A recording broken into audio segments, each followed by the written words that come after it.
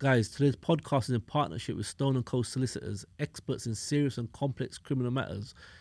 If you have a criminal matter that you need help with or you've been arrested and want the best representation, contact the number below or drop them an email. All the information is on the screen below, as you can see.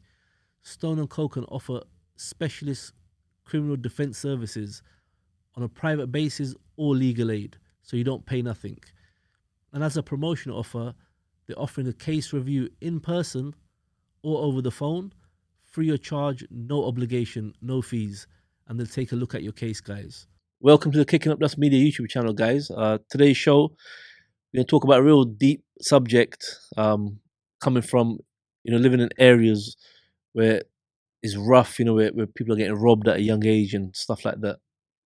I mentioned on a podcast earlier with Jar, I mentioned a story to him, and I'll quickly just summarize it very quickly, and we go from there. That when I was I think I was about 14 years old, there was these older guys in the neighborhood. They were like, I think about 4 years or something like that, say between 3 and 5 years older, and they had kidnapped someone. And when they've kidnapped him, obviously there's about 5, 6 on them, grabbed the guy, and they're walking him down to the park at the middle of the night, maybe like 8 o'clock or whatever, in the evening. But they got to walk past my mum's house, and we were outside, me and my mates. So we were like 14, around that age. And the guy who they kidnapped was around their age, 18, 19, whatever. And he was crying, innit? Because he knows what's going to happen to him. I remember he said to us when he looked, because he saw people, innit? So he thought might get help. I remember he said something like, "Help me."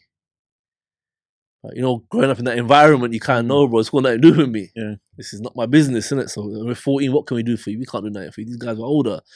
So they took him to the park, and obviously the next day we heard about the torture, what they done to him. And like I said, I can't say it on camera because you'll probably take down the video because it was brutal what they done to him. I've told you guys obviously off camera or whatever, but it was brutal what they done. And I was talking with you guys and also my other friends about growing up in neighborhoods where stuff like this happens. So I just want to talk about things that we've seen from kids when we're like 12, 11, 15 or whatever. And obviously you're from what was classed as one of the most roughest areas in London at one point, Hackney. What was it like growing up? And the effects it had on you and people around you. I think for me, even going back to like the title of it for me, the stolen part of it for me, that's basically like what it is. Stolen childhoods. Yeah. So like now that when you kind of reflect and kind of look back on it, you're not really allowed to be a child. So it's like up until, I don't know, I think when you're about 10, 11, I think like infant school, I think that's when I kind of remember like being a child and doing childish things. But then I think the kind of environment around you a lot of times forces you to make adult decisions, that you're not quite equipped to even make, So it's like for example, like the situation that you named, or even like being robbed, like some people live their whole life without being robbed, without being able to work out, how to survive. Where I'm from, for example, it's like that's almost an entry point. At some point, like Every day. like most people have that in their story. It's a bit like when you hear about bullying, for example, and they say like a lot of bullies were bullied. Like that was their kind of entry point into bullying, and it's a bit like that with a lot of stuff that like a lot of young people go through, where it's like they were like robbed or they were beaten up, and then you're almost forced to kind of learn these kind of survival tactics of the environment. So it's almost like it's like a war zone almost for a lot of them. So that's why when a lot of people hear from the outside what's going on, it sounds really strange to them. What do you mean there are these wars, people going back and forth and so on and so forth? But to them it is a war, and it's survival of the fittest. So until you're actually in those situations, you can't really judge sometimes what they're doing because you don't really understand what's going on for them. Like at the time they're just doing the best whatever they can do, to survive. And then with all the influences that they have around them as well, it kind of not pressurizes them, but it just even legalizes like a lot of things. So if you hear everybody's carrying something, they're gonna carry something. You're gonna carry something, because you don't want to be the one person that's not, even though everybody isn't carrying it, you don't want to be the one person that isn't carrying, and then put yourself in a vulnerable position. You end up, for example, in the prison system, which is another place where it's going to get stolen because now that's it. That's it. You know, You're in the box now. Innit? yeah, like you're in the box, and the way they're going to treat you is like is like an adult basically. You know, like the kind of decisions that you have to make. You know, like yeah, that's definitely going to be tough for you. You know, growing up in like areas, low income council estates and stuff like that, would you say, I'm talking about like kids like age between say 11 and 13, 14, and the kids that are outside all the time playing or whatever, would you say like everyone or nearly everyone has a friend who's been robbed? What do you mean in this generation? Now, when like obviously we could only talk from our own experiences, yeah. But what would you reckon about that? Yeah, definitely. It's the doggy dog mentality, isn't it? Like, and some kids, you remember in that environment, some kids when we were growing up were more privileged than others. I remember you had goaler trainers. I never had goaler trainers, but I remember some kids had like. Well, you had goaler trainers, bro. I never had goaler trainers. What did you have? I never had goaler trainers. What did you have though? You didn't have no Nikes and that. Nah, I did. I knew how to shop, bro. I knew how to shop. I knew how to catch the sales and that. When I said at the age of once, my mom bought no name trainers from like M&S or something. Yeah. And then came back. My brother was like, "What are you doing? Like, come with me. You ain't wearing them." Yeah, we didn't have. And he was like, "How much was it?" Must have been like £10 then or something like that. We went back to M&S, returned it, got a £10 back. That's when I really learned about fashion and shopping in the sun. So I think I went into Debenhams, and they had some basic feelers, man. For £10. £10, bro. It was the last one in the shop. It was my size, so I copped that. Yeah. Feeler was all right back in the days. But that's what I'm saying. Yeah, I don't remember them ever being £10. No, they were like some like now you think about it, it's like bro, you sure it's not like wishful thinking? Like they were really followers. They weren't even feelers. Maybe my brother dealing with the trauma. Maybe my brother gave me another £10. You blanked it out. So maybe my brother gave me another £10. It was £20 or something like that. I can't remember. Yeah, maybe he had £10. Yeah. But the trainers she got me, the like flat plimsolls were definitely £10. Yeah. And when we went to Debenhams, they had a sports section. Yeah, no, that's what I think. He definitely must have doubled it up for you. He might probably doubled it up. Gave you like an extra. I remember that, and then like after that, I thought, okay, now it's like I got a concept. I was about 13 or something like that. Yeah, I got a concept of money and understanding that. Let's shop now. Yeah, let's like if I want what I want, I can't rely on my mom to go out there and just. But then you gotta remember, even in that time, I was nearly in tears, bro, because I went with her. Yeah, I was too young to talk back or nothing. Yeah, so she took me with her. I was with her. She bought them. I looked at her. You know, like when you're about to cry. And I got on the bus, sat on the bus, went home, and he come in the door and he's like, "What's wrong with him? What's going on?" Like, he's a bit older, innit? And he's like, I was like busting out crying. Yeah, mom bought me this, and he was like, "Nah, you can't do that to him. You can't." I had to take that to school. You know what I mean? Yeah. I got these blue feelers. I remember blue feelers. They were like tennis trainers or something, like flat trainers. Yeah. With a little feeler on the side of it. Nothing spectacular, but they were feeler. They weren't like, you know what I mean? Are you sure they were feeler though? 100%. I got a feeling they were. You thought they were feeler. I never wore goaler. 100% never wore goaler. Bro, obviously, like you said, innit? Like it's only when you look back now and you look at like, raw man, that's kind of mad because like some people have grew up in environments where it's just alien to them. Exactly. Like for example, like as I said, you're from like a much rougher area than me. Like but like fighting was a normal thing in my area. Like see, fighting in your area too. Like he's from a council, he's from a council estate. Fighting was just normal. It was there like every day that somebody, and it was like an event in the area. So if my man's got to fight my man, there's 30 man watching. Of course, that kind of starts from school and things like that. That's in school, and then it just spills out. And could you imagine? There's some people that live in environments that's alien to them. Like that's alien. So the amount of fights that I've seen, like my friends have and whatever, and it's like it's kind of trauma. The fights are traumatizing within themselves. Looking back now, because it's like entertainment, isn't it? So one of the elders found out how you've got an issue with him. They'll say, "You two got to fight," and they're kind of making you fight, and they're just like, and bro, I've seen like man get broke up with man who didn't want to fight and was there, but they were forced to fight, and then they were kind of timid and they got beat up, and I was like, wow, man, like. It was just the norm, innit? That was a norm. It's like what they say, like a wise man learns from other people's mistakes. So like the people for me who survived back then are the people that saw the man that didn't defend themselves getting rocked up. So Yeah. when it's your time in that situation, you better throw hands. You better find some way to get yourself out of the situation, because like what happens after that, you know, it can be quite tragic. You know, like once you get labelled as a target, you know, once you got that label and you're a victim, you're a person that has it, like whatever language you're gonna use, yeah, then your life gets a million % tougher. You know, like I know some people that, for example, who had one successful fight growing up, because they were successful, they never got troubled since. Yeah, but when it's the reverse now, you took a couple L's, everybody thinks they can have a go, and then your life is harder. So you could even be a better fight than the other guy who had one fight. But you had the heart to go on. But he doesn't even get tested now. He was successful when he was tested. When that other person got tested, he wasn't successful. So now he's fighting everybody. He's fighting good fighters, poor fighters, and because he ain't really even mustered up the courage, he doesn't want it at all anyway. You know, he just and all those things can be like kind of psychologically damaging, isn't it? You know, because now those are things that people take in like later on in life.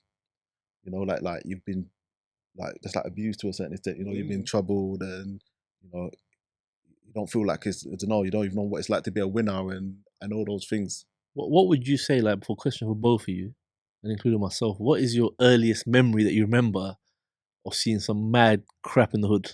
Like something just like, you know, man get robbed or beat up or whatever. Like us, like what do you mean like earliest? Do you mean what age? Age, like kind of like, you know. I think it was fighting in that school. Because I went to a rough school. Primary school. No, secondary school. Not primary school. Primary school was kind of all right. But secondary school, we had like talking in primary school, like, but secondary school was where like there was fights every day. Secondary school, like a school known for fighting. So like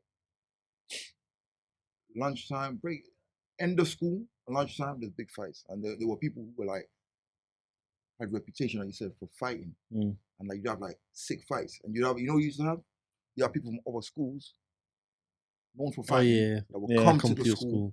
And then the whole school will know this guy's at the gates. The guy, and, but not like, well, my man's here. My man's here. And then like sometimes you see the toughest guy at school ducking out because like he don't want none of that smoke. You know what I'm saying? Like things like that. You know when you say broken childhoods, when you go to like, I don't know, private school, I think it might be. I bet they still got bullying and all that there.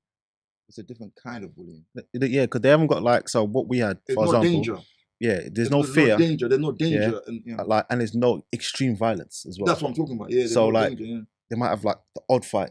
No, so but even like, fights, but it's like probably I can imagine like no one's gonna stab anyone. In like some of the schools that I've seen recently, for example, like a school in a private school, for example, or some of those other schools, there'll be like one fight a year, sometimes 2 fights a year.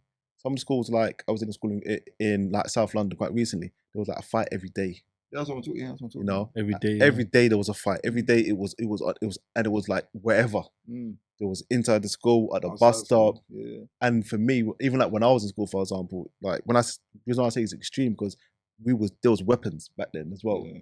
So it wasn't just hands and all that. It's like bottles start coming to play, like sticks. Yeah. It was like when it was even like what you were saying, school versus schools, you'd go tooled up. Yeah. You know, it's not just hands. You know, this isn't like a film where people are gonna like so. It's not the best fighter versus best fighter almost. It's like the best gang versus the best gang almost. It's like because you're just trying to win by any means necessary. Or not get violated by any means. Yeah, because like because you know that they could be doing that. They got a reputation. They probably got a reputation in the first place. Yeah, or you could have had situations where you wasn't prepared, for example. Where you ain't got no tools, and then you've gone to like a place they got tools, and you end up running. And you know the crazy thing about it, like, you know, you say gangs and all that, it all probably stems originally just from, like you said, survival. Yeah. Because like when I remember when I was growing up, like in my area, you know, the blocks. Yeah. We had older people in the area that were like known, and we're all under the same umbrella. So like they won't let no harm come to us, the younger guys, when we're out and about. You know what I mean? Like, see, our area was like that. Yeah, it was the older guys that were violating the younger guys. You understand what I mean? So it was like the older guys that were like, say, 15, 16, they will violate. Yeah. The younger ones was like dumb. We had the odd vigilante. You know, like the odd guy that will come through the area that you got to keep an eye on. You know, I got a scar on my lip. Is it here? This one or this one? Left side. Left side, yeah. So I've got a scar on my lip. You know how that scar is? bro. Like, this is like my earliest memory now, and I was there like as a kid. Yeah, I still see the guy now sometimes, you know, but it's cool. Obviously, I'm on a swing. Bro, I must have been like 10 years old. You know, I'm on a swing, and I don't know why this guy thought it was a clever idea. So I'm like 10. I don't know, this guy's, I don't know, 15 or more than 15 years old. He thought it's a clever idea to throw stones at me while I'm on the swing, going up and down. He just thought it's entertaining, and obviously one licked my thingy, boom, and it was there, and it cut me, and I had to get stitches. I've also got one underneath the tash here on this side. So this is like another. I think I was like 11 or something.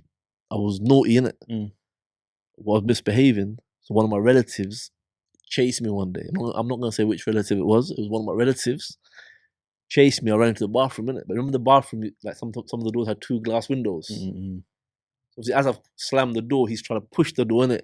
But his hands have gone through the glass, and the glass has hit me in my face, innit? So it's cut my lip, and it was there. So he had to take me to hospital. He's like, "Yo, don't tell them what happened," because he shook like innit? Or whatever. Obviously, they kind of knew, but I was like, "Nah, I fell over."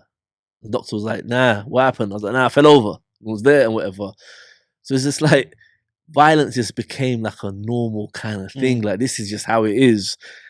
And to not get violated, you got to be violent, or you got to have a cousin who's violent, or you got to have a brother who's violent, or someone's got to be violent. If there's no one in that circle that's violent, you getting violent, your brethren's getting violated, and was there. I think even then they're gonna force you to be violent. Yeah, 100%. Yeah, you know, because even if you did have an older cousin, for example, who was known for certain things, if someone troubles you, they're sending you to go and deal with it as well. Exactly. Especially if it's somebody like your age mate, they're not gonna come and beat that guy up. They're gonna be like, you know what, you need to go and fight now, or they might give you something, so you need to do something about it. I'll tell you the first.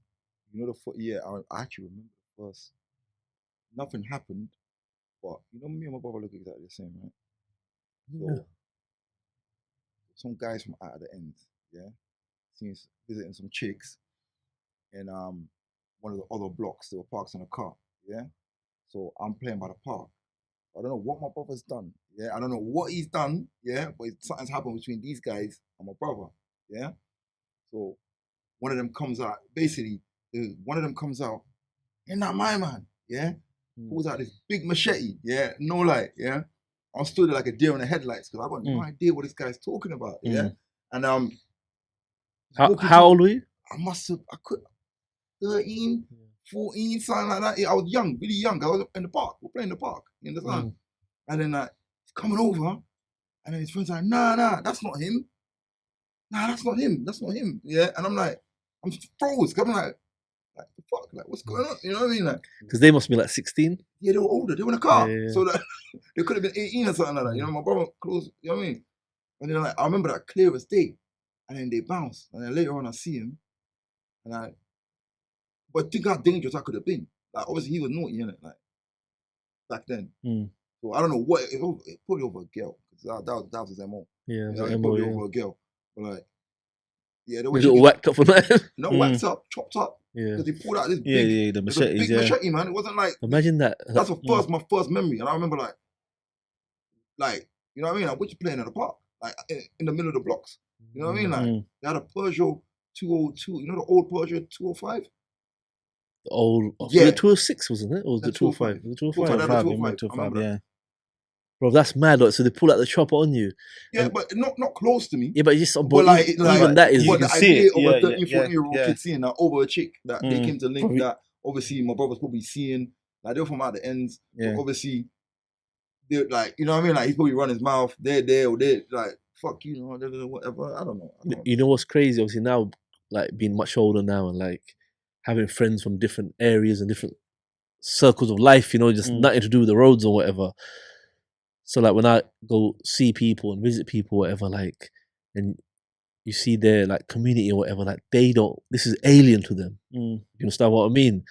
And like, it was just so normal. Drama was just so normal, you know. I remember one time I had a little, like, an argument at school with a pupil. They went and called their whatever, like, cousin or whatever, and the guys come to school with a knife.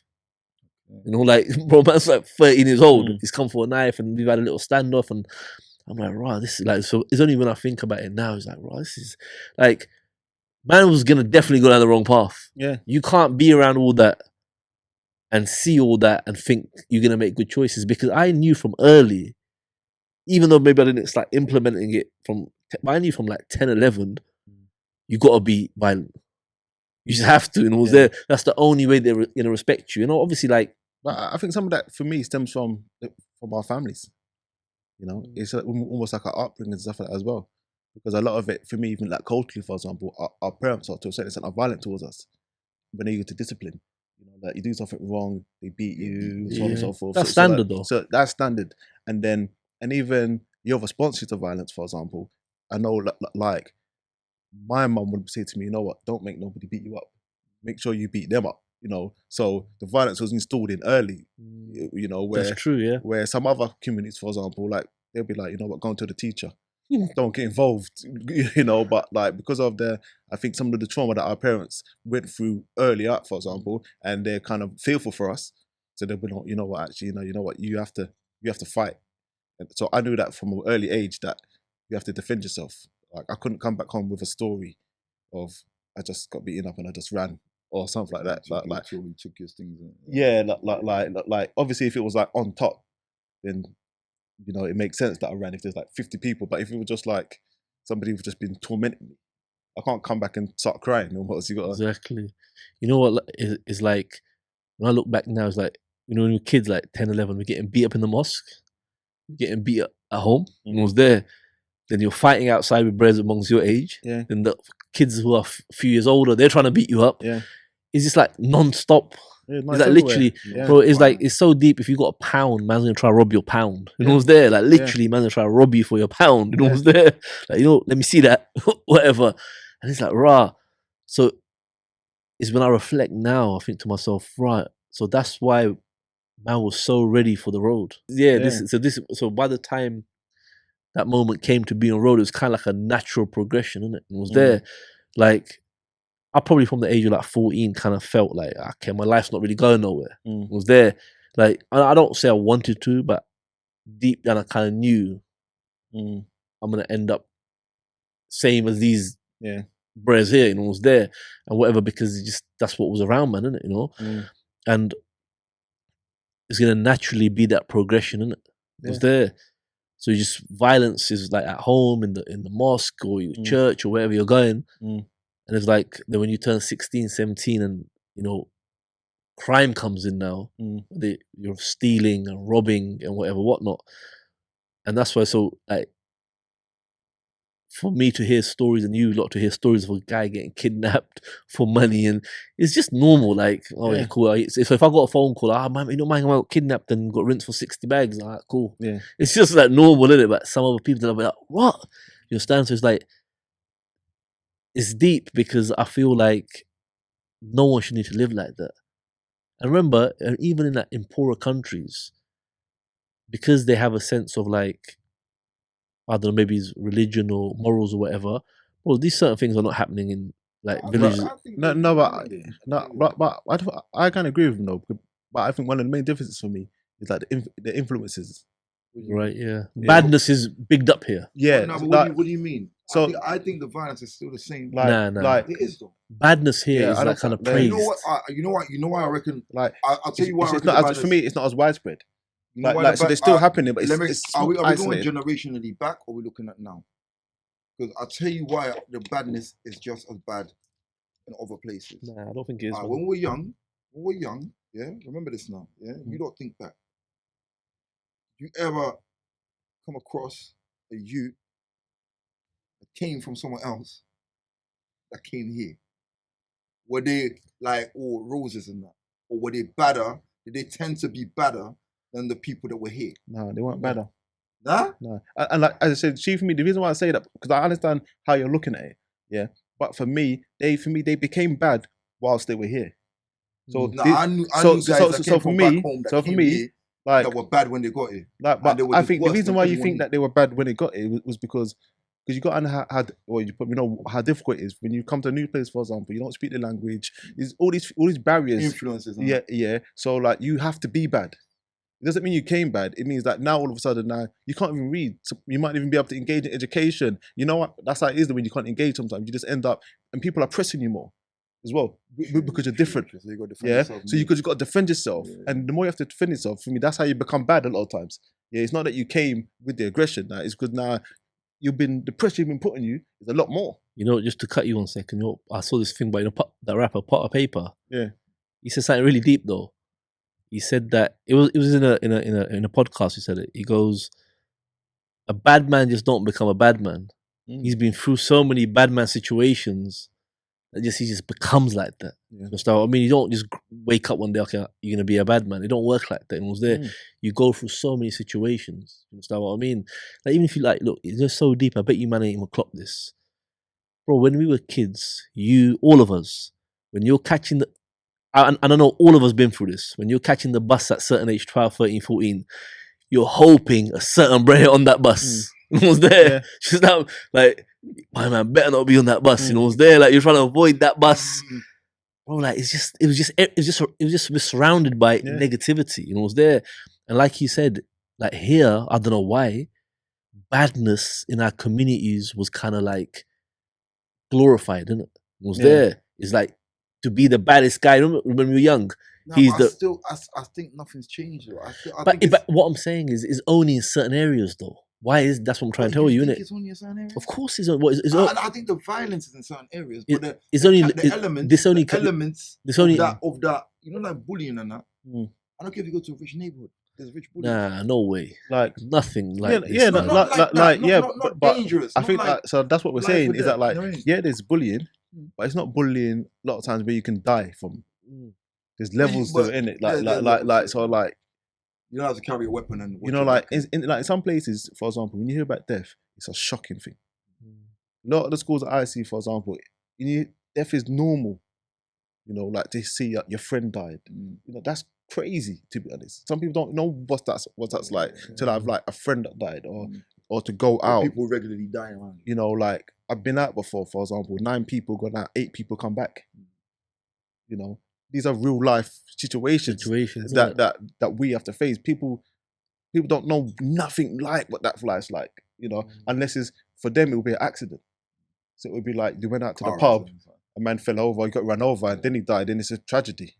Yeah, not like he went out and it was beef, you know. Like and similar to even what you were just saying, it's like that fear that you have to carry. So for example, that person going onto the bus, you know, just fear, you know, and a lot of times. Even like to go through that. When you speak to people that even that are in prison and places like that, for example, a lot of their behaviour is out of fear. You know, a lot of times when they do things, sometimes it's not because of badness; it's just because of they felt like, you know what, if I don't do this, my life going forward is going to be hell. You know, and that's how you hear. Well, I've heard anyway a lot of stories like that. Like when people are honest, sometimes it's not badness. You know, it's fear. It's fear. Like even like you don't want to be a victim. Yeah. You don't want to be a victim, bro. And it's like, and it obviously just escalates throughout the years. But where it becomes so normal, like even another thing, like the bus thing, but a much more kind of like amplified version, is when you get older and you start going raving. Like you said, 8-man go, one man's definitely gonna have a knife or something on him at the 8-man. You know, it's there and that's like standard protocol. You know, it's there. Maybe more than a knife. You know, it's there, and that's just like, and it's become, and like it's only when you look back now, you're thinking, bro. Man just was strolling through like it's just normal, isn't it? It was there. And it's only now, and bro, you know, like sometimes my brethren say to me, my son, yeah, I'm very protective of my kids, innit? It was there. And then, bro, like you're a bit too much though. I'm like, bro, I don't really know how else to be, innit? It was there, like, I can't say to me, just go down park and just chill. Because I remember my experiences from the park. It was there.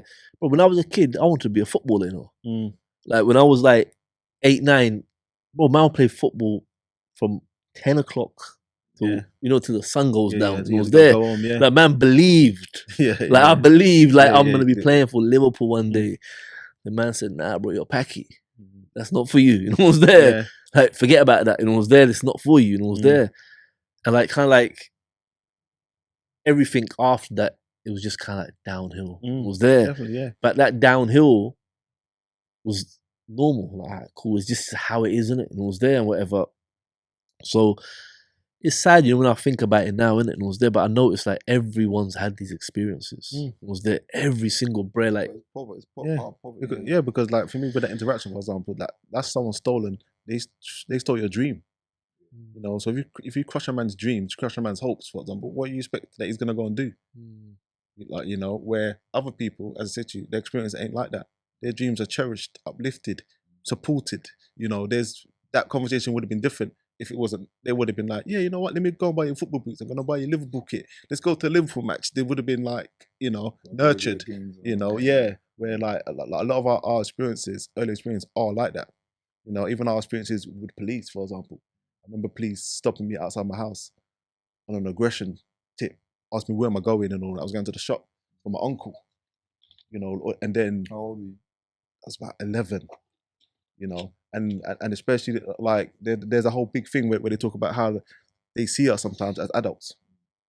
That's right. They see us as a threat. So I was 11. They might have thought I was 16, or just because I was tall, or like or whatever, And they were asking me questions, like putting me in situations, and I even remember their kind of voice changing when I told them I was like 11. I was like a kid. I was literally just going to the shop with my uncle. Crazy thing that desensitizes you as a kid going forward, isn't it? Yeah, You've been treated like an adult.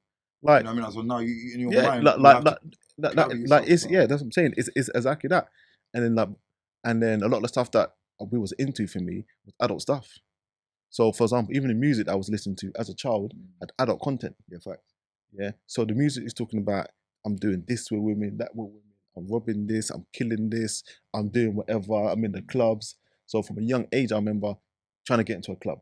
From 14, wearing big man clothes and all that, like trying to stand up straight, hoping that the bouncer doesn't like work out that I ain't. What age were you when you first went into a club?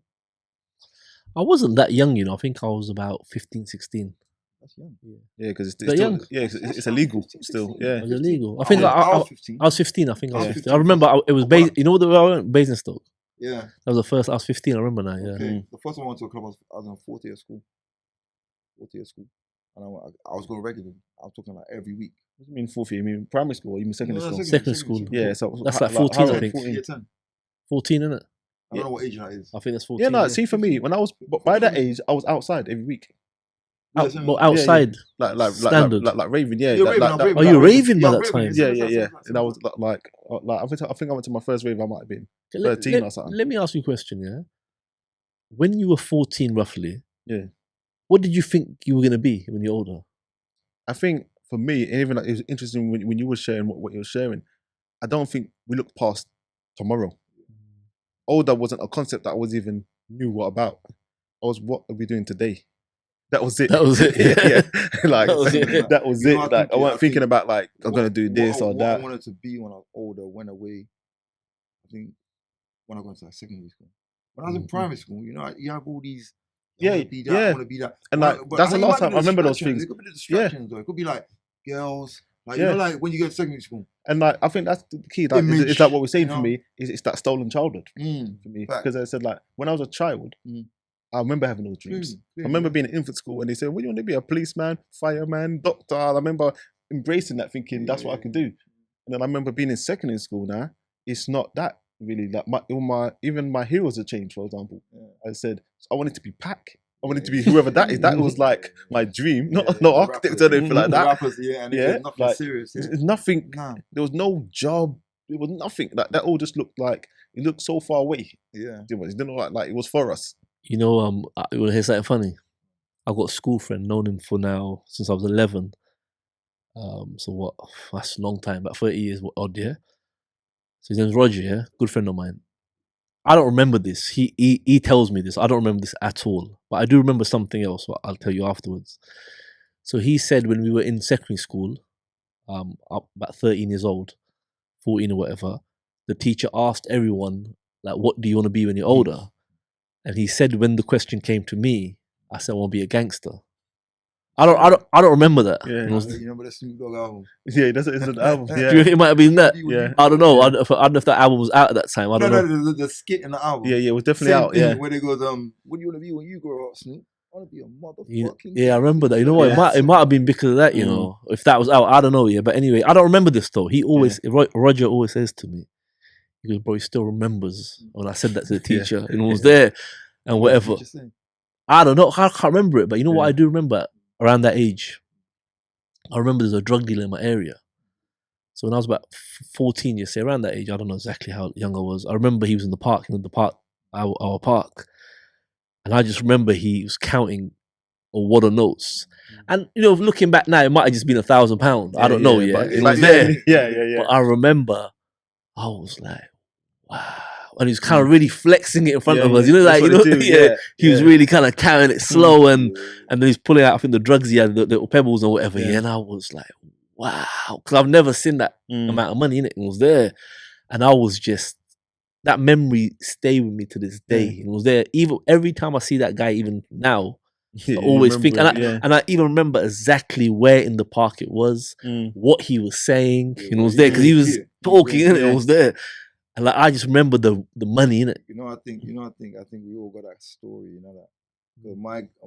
The drug dealer in my neighborhood, he said, upstairs, he had a Range Rover, he had a gold chain, gold, like proper, like, you know, But you know the funny thing I'm thinking?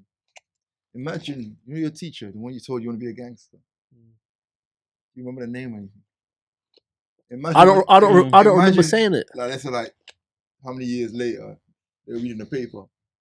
And they're like, isn't that kid? Yeah. because that, and well, they wouldn't have forgot that as well. I don't remember that at all. It's just, Roger, you got to chat to Roger, ask him. Yeah, I'm gonna ask him. Ask him. I don't remember, bro. It was there because he tells me about it. I don't remember it, man. But I'm saying, like, even if I did, but it's strange the things people remember. See how you remember the guy. He remembers you saying that. See how you remember the guy counting the money on the side. It's strange the things like people. That's nothing to you. So, but and as well, I think even like that experience, for example, I think with the guy counting the money, then I think that's probably been reversed as well. What do you mean? Like where you've been that guy now. Yeah, 100%. Yeah, 100%. So there's about like a good 100 people that they're almost their first thing.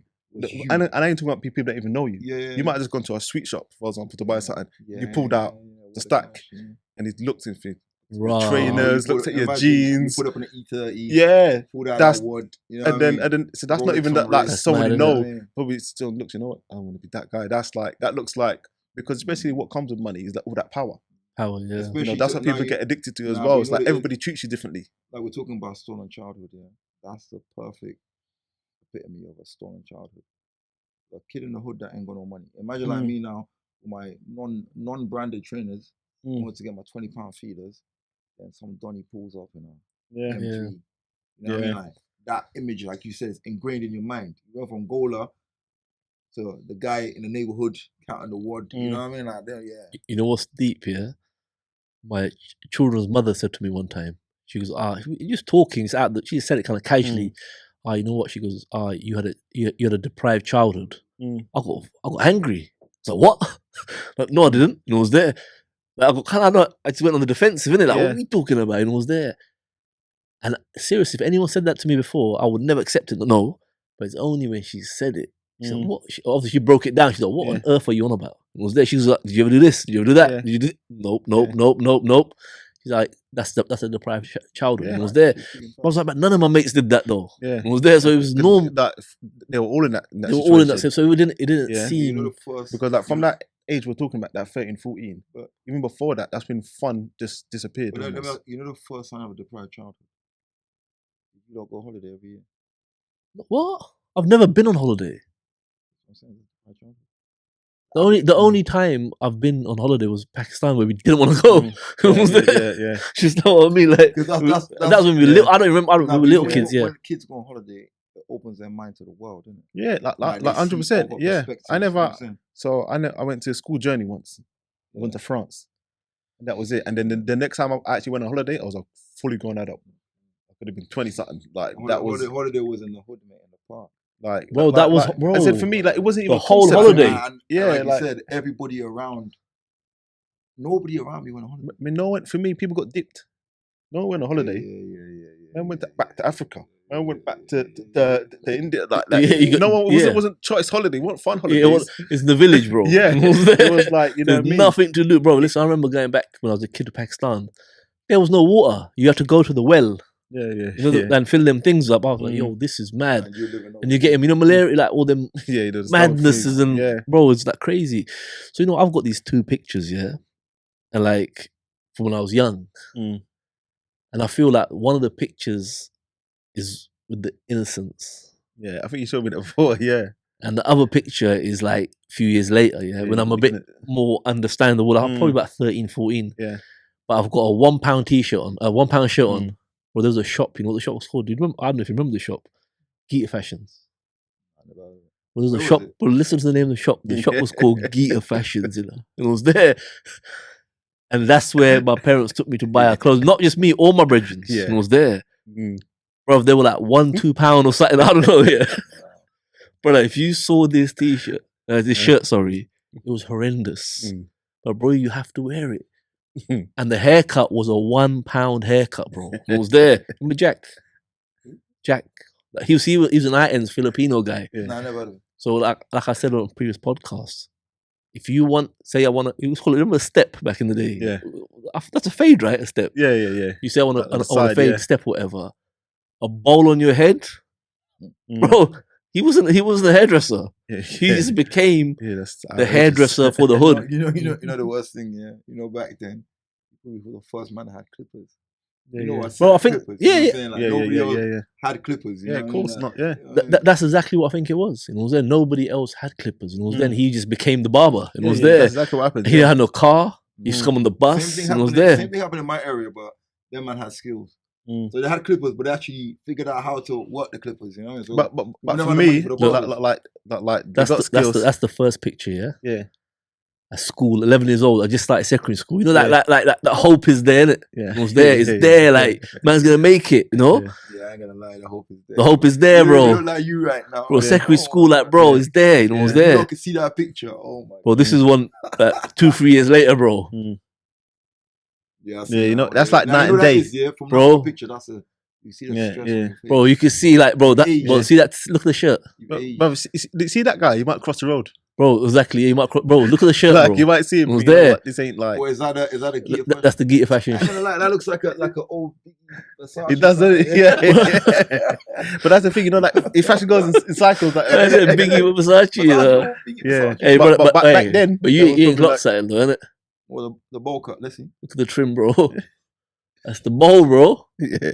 You know what though? He tried. He tried though. It was there. It's not as bad as you made it sound. Yeah, bro. Because for me, I thought it was like the there's- outside yeah, that with was it it. with a cut, like you know, Yeah, like, Bro, listen. Yeah. There's still half. There's You not a see- fade there, it's not bad. but it's like You see when you come out with that haircut, you're gonna lie What to them. kicks you up in that picture for trainers? We used to like get Gola high tech or Dunlop. It was that. It was there. That's it. Like, you know what it was? See what it was me. My dad worked in a factory. Didn't really speak much English, yeah. And it was 10 of us in the house, 8 brothers, sisters, and mum and dad. But then my dad had family back home. My brother, they kind of relied on his paycheck. Yeah, Innit? So there's another like 10 people. There's another 10 people back home that he's got to send dough to, and it was there. So he's literally feeding 20 people on one man, and he's the only one working in the household. It was there. So come on, it's like, brother. Did you get paper rounds? My brethren had the paper round. I would do it sometimes. He would do it. A couple of pounds. Like, now I think I had a job. I had a job. Now In I think back, you know, after the trainer incident, I'm pretty sure I got a paper round straight after that. I had a job. I had a paper round. Yeah, I had to. I had a job. But I didn't last long though. Them starts were killing me. No, You have to get up like, I don't know, 7 o'clock in the morning or something. It was crazy. And then you still gotta go to school. I had a job. It depends on paper you drop. Yeah. The paper I dropped was an evening paper. I never done the morning round.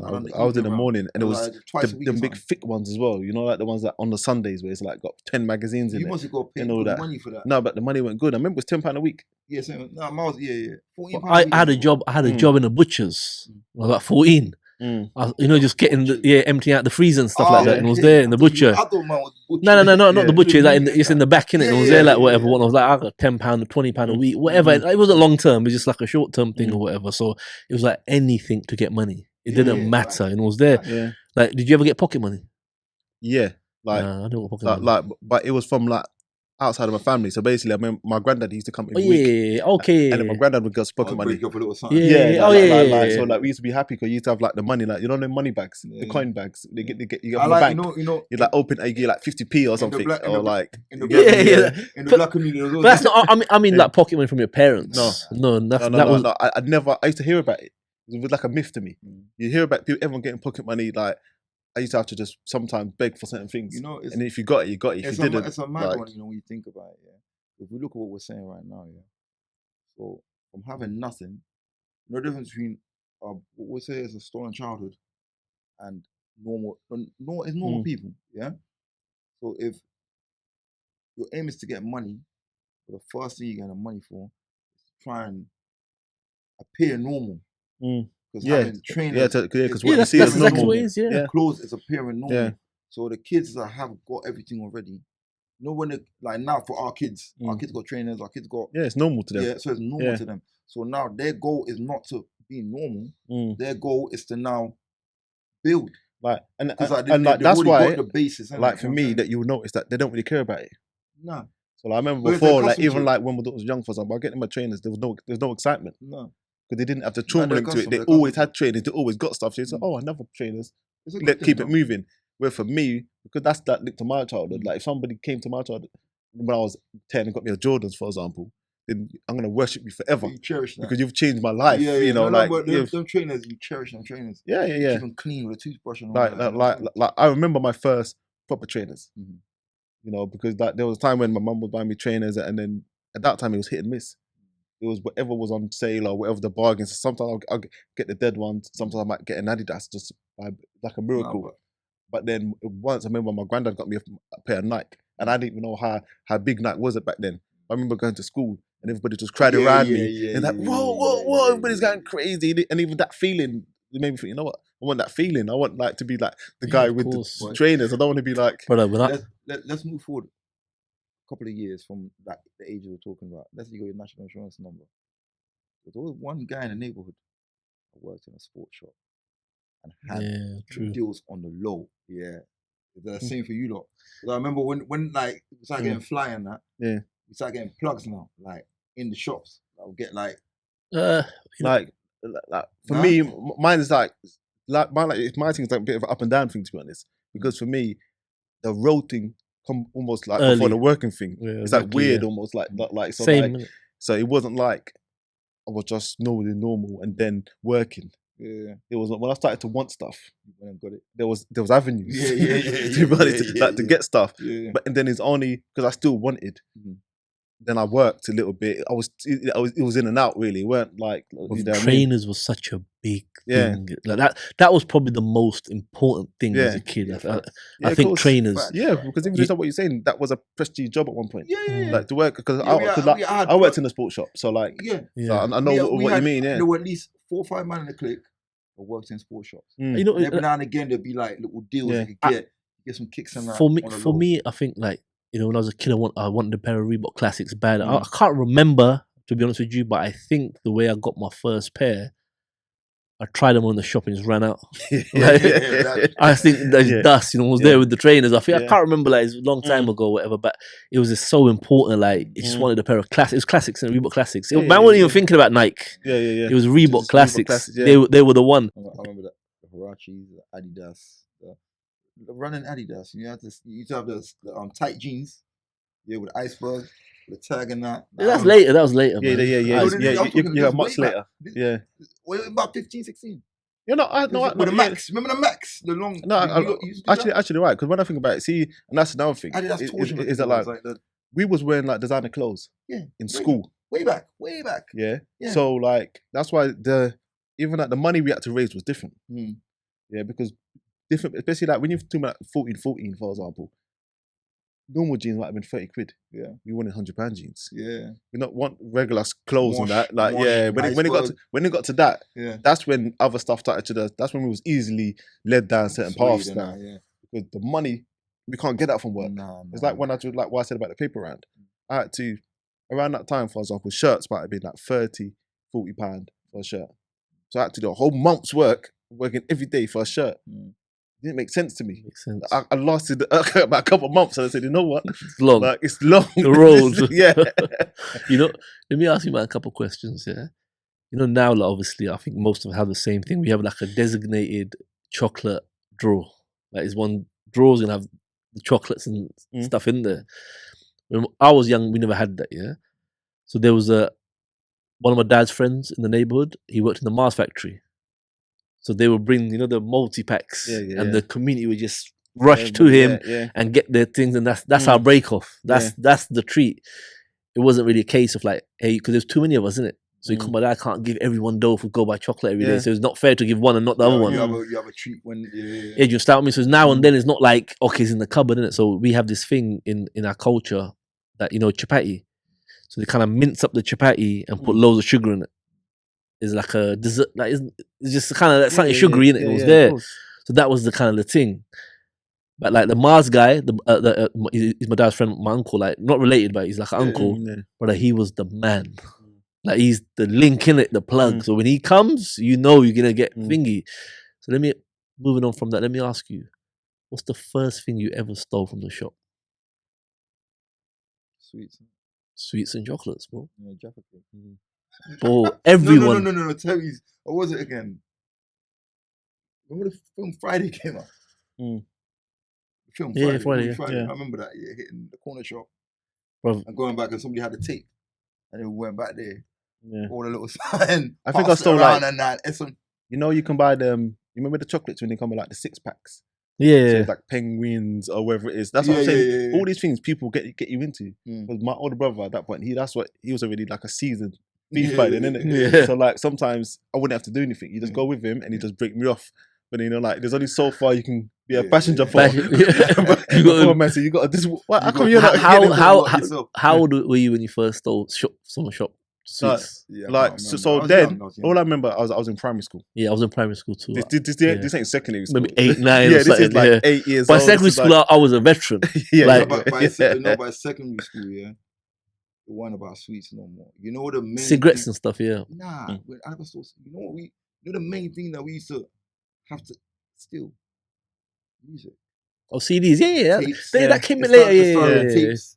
Because you can't afford to, all the albums coming out. You can't afford it. But I started with sweets. I probably only did that for like a few months of 1 year. Yeah. So in the first year, then I remember going like, for example, to HMV and then places there, and I'll still CDs, and then like they used to sell games as well. Games, So I remember stealing the games, but it quickly became not about that. So like I was more like, even for me, I was hustling in school from an early age. Yeah, so was I. If you could make if you could make a pound, you make it. You make it. I'm like gambling.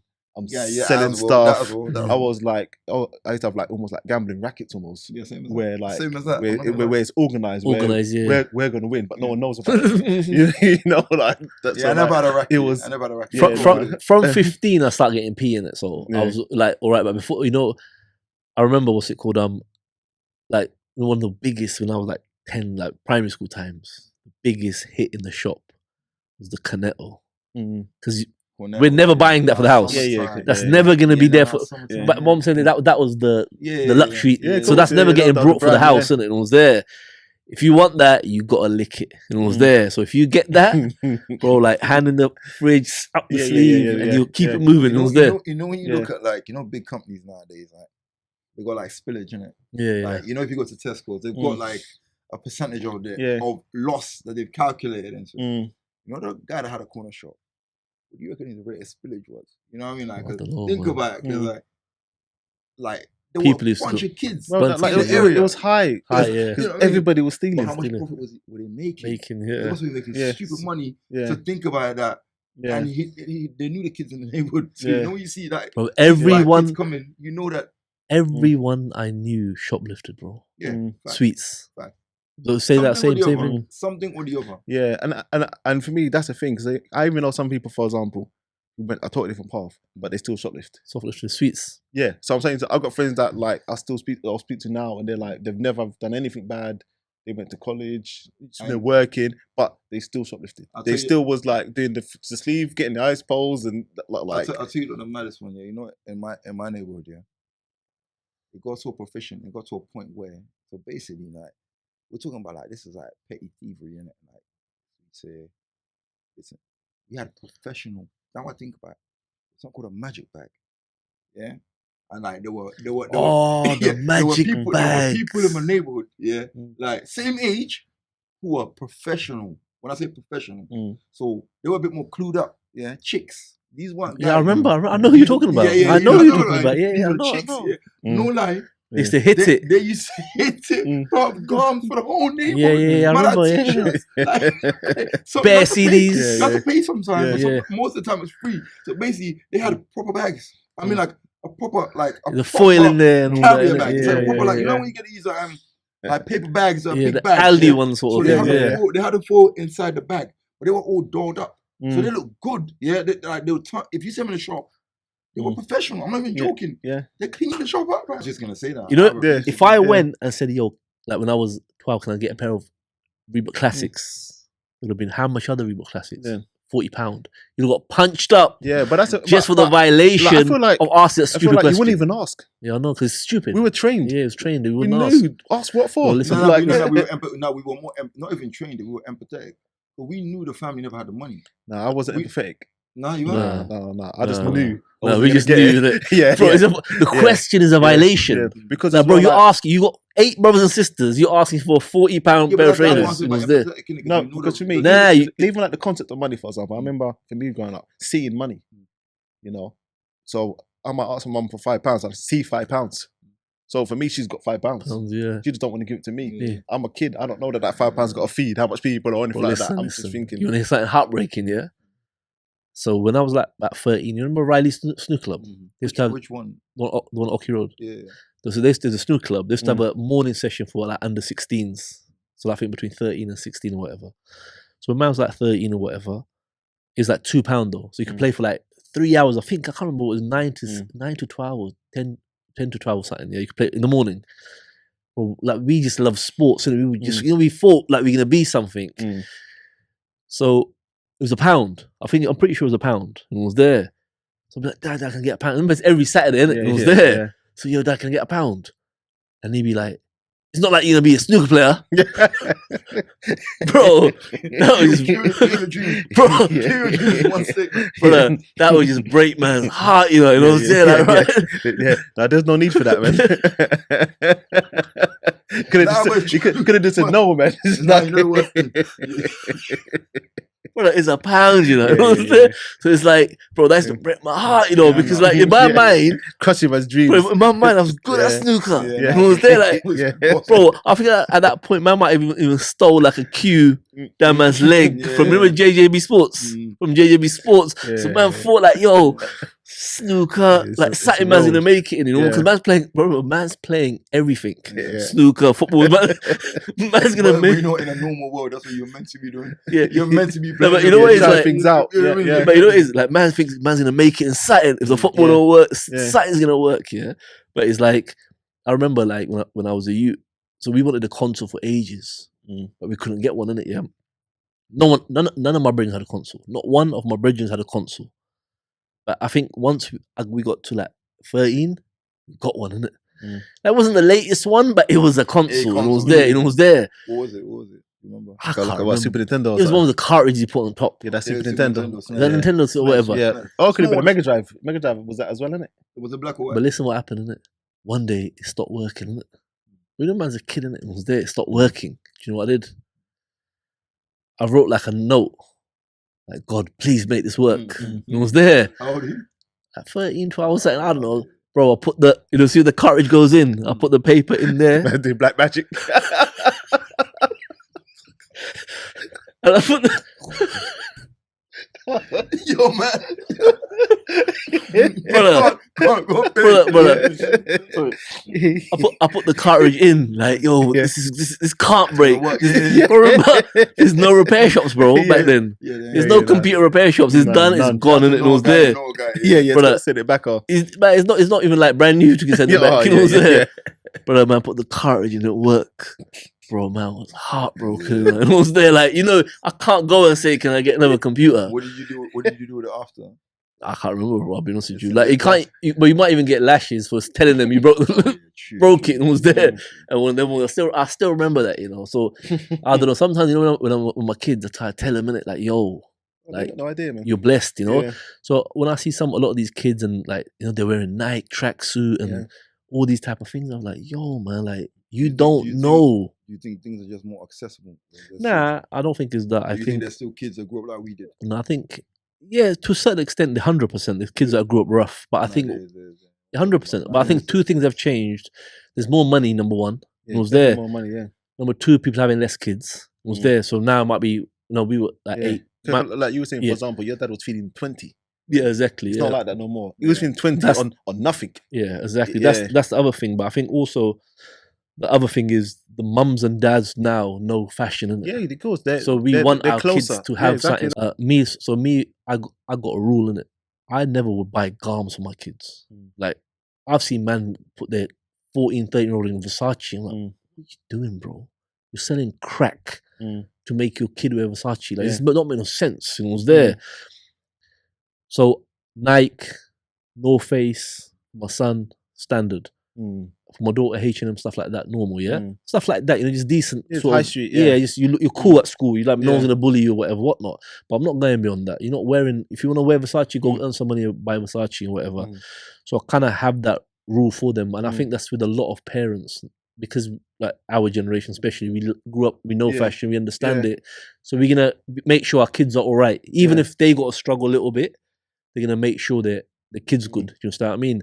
But then there's that extreme what I've noticed, like some youths, they're getting their mums, you know, the mums are workers and whatever, whatnot. They're getting them to buy like, you know, £500 jackets. It's like, what are you doing, man? No, that's not something. But you know, the mentality is still the same, though, isn't it? You know, like when we're young, first thing you do, you earn money to try and be normal. If people are buying their kids £500 jackets and they don't own their property, they ain't got businesses, they ain't doing that, then something's wrong, isn't it? Yeah, but You know what I'm saying? because for me, obviously, it's just all into peer pressure, isn't it? You know, and a lot of people feel like they're doing the kids a favor. Yeah, exactly. But by doing that, you know, because like obviously the kids, similar to how we was bullied back then, thinking everybody's got this, we want got this, and sometimes the parents of the trauma of that's how they was. They remember how it felt when they was young, and they couldn't get it and stuff like that. So they got it all twisted. So that they were like they can't even afford it, but they're doing it. So sometimes they might be doing a shady move, and almost like to get it, or it might be legit where they're working extra shifts or getting on a credit card, getting in debt and stuff like that as well. So like I hear that a lot where this parents just got their priorities kind of wrong. You know, because for example, you're not meant to go into debt to buy your kid like a designer coat. Because it's gonna backfire. If it's a coat, cool. Not like £400 coat. A practical coat. Get a £50 coat. Give an island coat or whatever. You could get North Face and things like that. Yeah, anything. Yeah, decent prices as well. You're like, my you on the jacket, my you on the coat, got him North Face, and like, run with that. You know, it's a good coat. Man can't bully you for that. You know. Yeah. And whatever. So I understand there's two extremes, isn't it? One's still trying to get Dunlop, Gola, and the other extreme is like Moncler jackets, and it just don't make no sense, innit? That's what I mean. But I think even like what you're saying for me, like because I see a lot of young people, because like I'm in and out of a lot of different schools, and I don't see like Nike now is the standard. See, like I don't see the Dunlops, whatever the equivalent of today. You never see that no more. I think Primark, innit? Retro now. No, yeah. That's probably what the equivalent, but I'd never see it. Yeah, like Nike now or whatever Adidas, this like standard. No, you probably don't go places to see it. But the thing is, I don't. No. I mean the poverty places. Yeah, I don't think a lot of a lot of hood youths will wear that. No, but that's what I'm trying to say. I think they were just changing now, where there's more brands available. Like, that as well. From when we were, so my £20 I had for my peeler then, that equivalent in this day and age will get me more. I remember it's not even that. You see, when you go on buying stuff now online, you see that what's it called, Klarna or something. Pay full payments. But they're trying to push that on you. And it was there. So could you imagine a mother who's struggling, like, but her son wants a pair of Nikes? She's gonna pay that, whatever, break it down. But every time I'm trying to buy something, they always bring it up Clara and this and that. You got like 10 options, 5 options to choose from. I'm like, I think as well, and there's more like even like in your story, for example, there's rescuers. So like there's somebody like your brother rescued you. Like your mum was going to get the trainers and stuff like that. And even for me, it was the same. Where it's my uncle that rescued me. Yeah. So when I was getting like, it was a gamble, bro. I was getting good trainers or bad trainers. My uncle saw the life I was living. He was like, nah, the guy. What trainers were you getting before? Like, weren't like I was getting almost like, you know, like the Barretts. Okay. You know, so it could be. Like I said, that's dead in the ends. It's the same as Gola for me. Yeah, exactly. Like, there's no difference. There's no difference. It's just like. There was a stigma attached to certain brands. Barretts. So Gola, Dunlop, all those things was like she felt sorry for me. She didn't want to give me the stigma, but there was no different. No different. Because these trainers had no name. Nothing was going on for them, you know. And then it was like, but I think slowly as well, to be honest, she started to see that we would rather wear like no trainers than those trainers. Yeah. We just didn't want the shame and the guilt in it. So it's like I would have like beat up trainers. I'd As rather long wear as that, they're Nike, than yeah. rather than wear the no-name ones. They ones, yeah. You know, and because when my brother was older, for example, then he started to like hand down trainers at a Hand certain me point. down. I had a hand me down. But me and him weren't the same size. Oh, But I was nah, rock it nah. regardless, innit? Because Yeah. these are the name brand trainers. Exactly, yeah. I remember name even brand. at one point even cleaning them. You know, like I'm just doing whatever to try and bring them back to life. Life, yeah. You know, it's You know the mad one? Me and my brother were the same size. yeah. same But I used to size. say my head boss all the time. Taking the trainers. Boy, be out, see me full outfit, bro. Jacket, jeans, Yeah. clothes, everything in it. Like, what you doing? Get on, take that shit off. I never even knew this. You know how deep it is. So obviously, once man hit the road and man's Mm. getting like designer clothes, there was one younger from my ends. So like he's a family friend. Like his family knows my family, or whatever. So he can come to my house whenever he wants or whatever. So he told me recently, about 6 months ago, he's like, bro, you know when like, so I must have been like say 16, 17. They were like 14, 15. He would come my yard, wear my garms, Bounce. go out, link chicks or whatever, yeah. and then come back. I was like, Drop what? off. I never even knew that. You know, Yeah. he told me 6 months ago. So Oh, he goes, wow. yeah, I think he even sent me a picture. Bro, I think he even sent me a picture. One of my What fingers you on. sponsoring It man? was Moving there. that were unknowingly. Yeah, I'm yeah, like, yeah. yo, Come so on. yeah, so obviously you do influence. Yeah, no, The like next even like, I generation. think that that's happened to me where I've had like even like family members, for example, like come from overseas and they've stolen my Oh, clothes. that's big. That's big. That's Yeah, big, that's but big, like yeah. I haven't noticed that they stole my clothes Nah. until I've gone back home Yeah. and I see them wear my clothes, Yeah. and I'm like, well, that's where that shirt went to. Shirt Like, you know, went like to you knew there, you yeah. got clothes, you just don't even keep an eye of all the stuff Like, you know got. got it in abundance. You know, and you stuff got it like in that. abundance. Yeah, you yeah, know no, what I mean? definitely, because it's like you can just buy it again. You know, you just think it doesn't really. If you can't find it, you're not gonna kill yourself. But I remember being at a point where you had like, I remember having one time having one jeans, like one designer jeans and one jumper. So I knew where that was at all times because I didn't have like the variation in it. I had like my uniform, and then when I used to go out like Yeah, in the your evenings, outfit, your I'd go-to like outfit. a one outfit, and then Yeah. you try and build it. Even Yeah. like that's why I tell people a lot about even that's how I'm with trainers now. So I've got trainers that are 2 years old that look 1 day old. Same as that. Yeah, because I've got so many, I Yeah. rotate them. Rotate them, You know, yeah. but I Keep 'em remember, fresh. when I was young and I had one trainer, that trainer would be battered Battered, in yeah. about a month because it's yeah. every day going through Every the day, wars. yeah. You remember when you were younger and you cop like a new item, a new jumper.